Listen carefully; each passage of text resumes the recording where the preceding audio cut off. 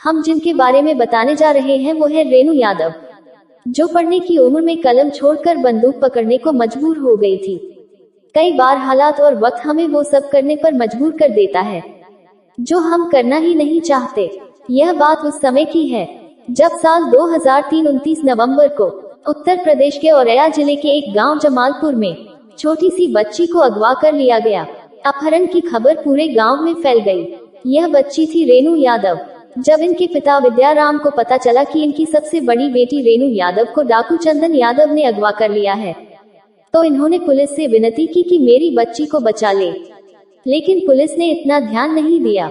डाकू चंदन यादव ने रेनू के पिता से 10 लाख रुपए की फिरौती मांगी। रेनू के पिता के पास 5-6 बीघा जमीन थी। अगर यह बेच भी देते तो भी फिरौती के लिए पैसे पूरे नहीं होते। इन्होंने पुलिस से कई बार भी विनती की, लेकिन पुलिस नाकाम साबित हुई। फिरौती के पैसे न मिलने पर चंदन यादव ने रेनू को प्रताड़ित करना शुरू किया। कई दिनों तक उसके हाथ पैर बांध कर रखते, खाना भी उतना ही देते जिससे वह सिर्फ सांस ले सके। और फिर वो हुआ जो कोई सोच भी नहीं सकता था। जो उम्र पढ़ाई की होती है उस उम्र में रेनू को बंदूक पकड़ाई गई और नाम रखा गया डाकू हसीना। रेनू ने चंदन से कई बार कहा कि उसे जाने दें, लेकिन उसने रेनू को अपने साथ रखने की जिद पकड़ ली थी। और चंदन डाकू के सामने फूल सी बच्ची क्या करती। रेनू ने इसी जिंदगी को अपना लिया।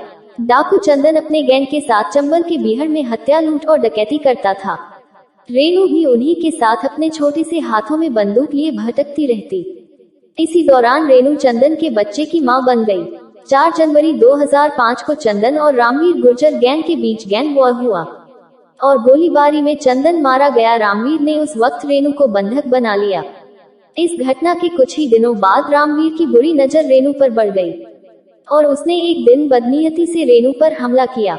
रेनू क्या न करती। जिस बच्ची की उम्र कलम पकड़ने की थी, उसे छोटी सी उम्र में दुनिया का वो रंग देख लिया था कि उसने खुद की जान और आबरू को बचाने के लिए JLR की सारी गोलियां रामवीर के सीने में उतार दी, क्योंकि अब रेनू भी डाकू बन गई थी और रेनू डाकू हसीना के नाम से बीहड़ में मशहूर भी हो गई थी।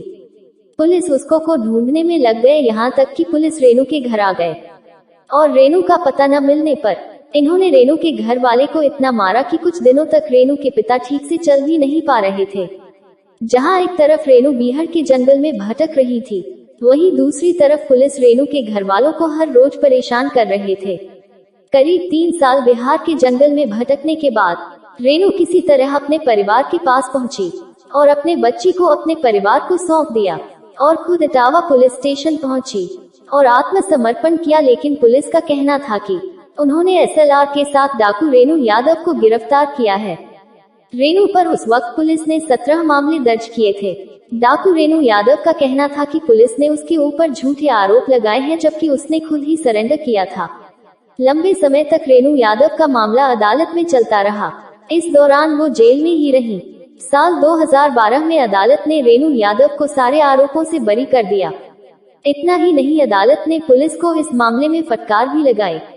इन्होंने अपनी बच्ची को अपनी मां को सौंप दिया था, इसके ऊपर पर उसके अतीत का साया ना पड़े।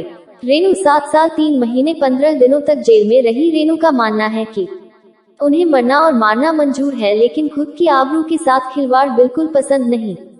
रेनू को दूध काफी पसंद था। उन्होंने जेल में भी इसे पीना नहीं छोड़ा, जिसे बाकी के लोगों ने इनकी शिकायत की। रेनू का उस वक्त तक इतना आक्रोश बढ़ गया था कि जिससे वो हर वक्त किसी न किसी से लड़ती ही रहती। रेनू का मानना है कि अगर इंसान सही है तो उसे डरना नहीं चाहिए। शायद इसलिए भी वह जेल में इतना लंबा समय गुजरने के बाद खुद में आए बदलाव को स्वीकार करती है। उनके अंदर जो गुस्सा था, आक्रोश था, वह थम गया है। जेल से आने के बाद उन्हें समझ आ गया है कि समाज में रहने के लिए सिर्फ आत्मसम्मान नहीं, बल्कि इंसान पढ़ा लिखा भी होना चाहिए, ताकि लोग उसकी योग्यता के लिए उसकी इज्जत करें, न कि उनके आतंक वजह से। रेनू खुद नहीं पढ़ी, लेकिन यह अपनी बच्ची को पढ़ाना चाहती है। उनकी बच्ची को ये तो नहीं पता कि उनकी मां एक समय में डाकू हसीना थी, लेकिन यह जरूर पता है कि अपनी इज्जत को बचाने के लिए अगर हथियार उठाना पड़े तो बिल्कुल भी देरी नहीं करनी चाहिए। क्योंकि रेनू का कहना है कि उन्हें शुरुआत में जंगल में रहने से डर लगता था, लेकिन फिर उन्हें इसकी आदत हो गई।